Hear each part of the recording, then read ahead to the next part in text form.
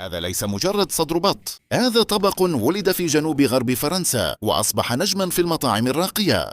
أول خطوة: نسرح طبقة الدهن بخطوط متقاطعة، ليس فقط للشكل بل ليسمح للدهن أن يذوب تدريجيا ويمنحنا قرمشة مثالية. نتبله ببساطة ملح وفلفل، لأن اللحم هنا هو البطل. نضعه في مقلاة باردة بدون أي زيت. الدهن الطبيعي يبدأ في الذوبان ببطء، 7 دقائق على جهة الجلد حتى يصبح ذهبيا مقرمشا، ثم نقلبه 7 دقائق من الجهة الأخرى. وهنا السر الذي يفرق بين الطهي العادي والمحترف. نتركه يرتاح 10 دقائق كاملة. الراحة تعيد توزيع العصارة داخل اللحم.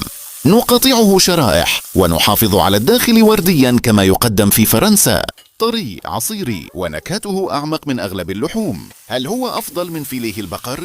كثير من عشاق الطعام يقولون نعم، لأنه يجمع بين الطراوة والنكهة القوية مع قرمشة الجلد التي لا تقاوم. هذا هو ماغريت دو كانارد، تقنية بسيطة نتيجة فاخرة. إذا أعجبكم الأسلوب لا تنسوا الاشتراك ودعم القناة للمزيد من الوصفات الراقية.